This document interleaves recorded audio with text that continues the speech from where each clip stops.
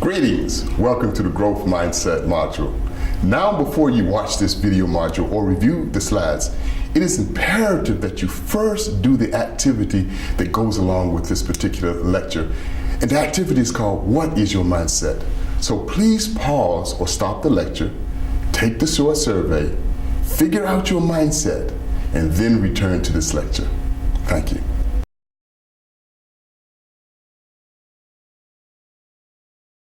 Well, welcome back, and thank you for taking the survey. So let's start out by defining mindset.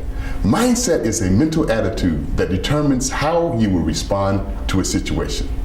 Extensive research in psychology has determined that one thing about learning science or anything is very clear. Success comes from effort, from working hard, from trying various strategies, and from seeking mentoring and collaboration. Some people think that you're just smart or you're not smart. Some people think that you're a talented scientist or you're not. But the truth is that these abilities are developed. Success is a matter of hard work. Students willing to put in the time and effort, a lot of it, will be successful students and will ultimately be successful scientists. Now, in the next PowerPoint, you'll see that there are two different types of mindsets, a fixed mindset and a growth mindset. A fixed mindset person thinks in a certain way, and they would think something like this. Well, I believe my intelligence does not change. My potential is determined at birth. In other words, they believe that whatever their intelligence is at birth, that's where they're fixed throughout life. But a growth mindset person thinks quite different. They would say something like this. I believe my intelligence can be continuously developed. My true potential is unknown. The growth mindset person is the type of individual that continues to grow throughout life. That is the mindset of successful people. But a fixed mindset person plateaus. They reach a certain potential and they just don't go any further in their career. So let's look at the characteristics of a person with a fixed mindset versus a person with a growth mindset. First off, a fixed mindset person avoids challenges. Challenges just frustrate them. They don't like to be challenged. They're the type of student that will look for the easy teacher. But a student with a growth mindset, they embrace challenges. They know that a challenge will cause them to be better students. They know a challenge will cause them to learn more. And in fact, they're the types of students that will actually look for the hard teacher. A fixed mindset person avoids failure. Now think about it. A fixed mind person thinks that their intelligence is at a certain level, their ability is at a certain level, and if they fail, they don't feel good about themselves. They think, I'm not as smart as I need to be, or maybe I'm even dumb. But a growth mindset person learns by failure. They realize that if they fail, that's an opportunity for them to readjust or to reassess what they're doing to get it right the next time.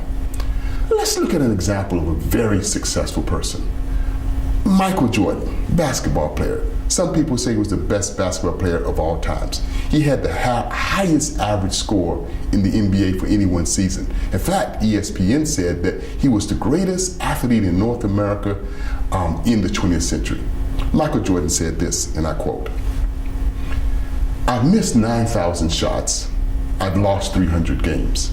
26 times I was entrusted to shoot the game-winning shot, and I missed. I failed again and again, but that's why I succeed. He went on to say, I can accept failure because everybody fails, but I can't accept not trying. So if we go back to a fixed mindset person, a fixed mindset person gives up easy. I either have it or I don't is the way they think. They think that effort is futile. It really makes no difference how hard I work because I have a certain level of intelligence. But a growth mindset person will persist in setbacks. They understand that effort is rewarded and effort is everything. And if I put the time and the energy in it, I can do it. Let's look at some examples. And let's look at someone who we think is a genius, Albert Einstein. Did you know Albert Einstein in school, elementary school, was not one of the smartest students? And that when he finished school, he didn't get a job as a physicist? Now, this is the guy that wrote the equation E equals mc squared, the general theory of relativity, that if you can move fast enough, time stops. And this is what he said. It's not that I'm so smart. is that I just stay with problems longer. He understood that effort is rewarded. He understood that setbacks don't mean anything, but it's just an opportunity to take it to the next level. Let's look at another example. Nelson Mandela. Nelson Mandela was arrested and given a life sentence in South Africa for coming against the apartheid, the institutionalized racism that was in South Africa. And after 27 years in prison, he was finally let out. But he didn't give up. And in 1994, he was elected president of South Africa. Now, this is what Nelson Mandela said, quote, "Don't remember me by my successes. Don't judge me by my successes, but remember me by how many times I was knocked down and I got back up again." That's a growth mindset. That's the mindset of individuals who will continue to increase in their career. So going back to fixed mindset individuals, they ignore criticism. They take criticism personally. They look at criticism as something that's coming against their innate ability. And in fact, they will oftentimes come up with excuses and say, well, it wasn't fair. The other person may have done something underhanded, or they may have had an advantage. But a growth mindset person learns from criticism. They realize that negative, constructive criticism is a way for them to assess and to re-gear and to grow into a better ability. So fixed mindset individuals are threatened by others' success. You know, a fixed-minded person thinks, well, when they're doing good, it makes me look bad. But a growth mindset person is inspired by others' success. Let me give an example. I remember when I was in college, there was another student that a couple of years later I met at Meharry Medical College, and we were rejoicing and seeing each other, and she said something to me that just shocked me. She said, "I hated you." And when I looked at her, I was like, why is she saying this? And she said, well, when we were in undergrad, you would always break the curve. You always had the highest scores.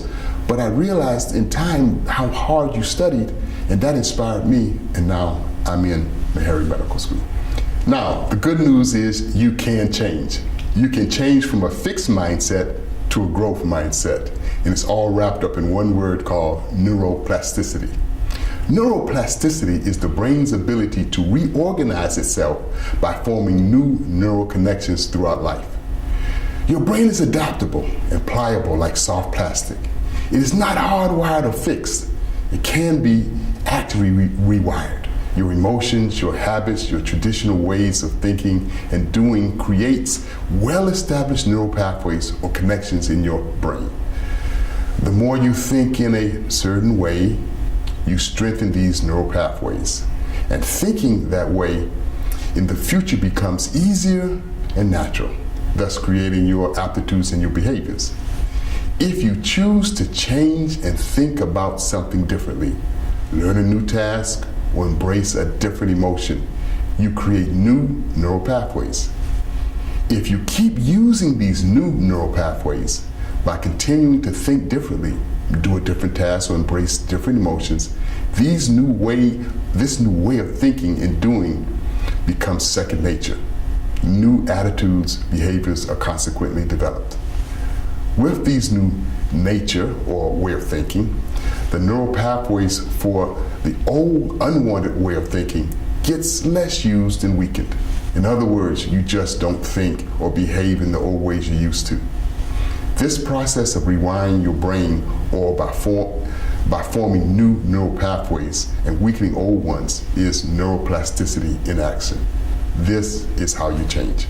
Now, let's go to the next slide, the next PowerPoint. Now that we understand that you can change, let's look at some activities that you can do such that we can learn how to go through this process of shifting and becoming a growth mindset person.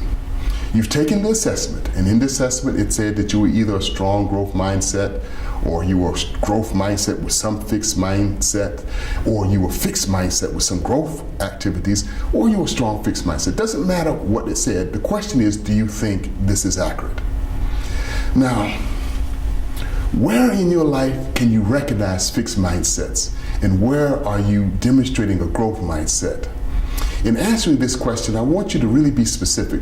Go back and look at the assessment, because some of the questions in the assessment dealt with your science mindset. Some dealt with your mindset as it relates to activities in school. Some just dealt with your abilities. Take a good look at it and examine it. And maybe answer some of these questions. What makes you come to the conclusion that this is your mindset? What evidence do you have that supports that in other situations and circumstances in your life? How does it feel to become aware that these thought patterns or behaviors and or attitudes are part of who you are, or part of what you can change? What can be some of the strategies or thought patterns to improve or to change? How will you execute this plan? And how will you practice it? What will you learn? How will you change? Do you believe that you can succeed? Well, actually, I know you can succeed. Let me tell you my testimony. I had a very interesting process in my life where I moved from being fixed mindset to growth mindset. When I was a little kid, I was very sick in the first grade and I failed the first grade.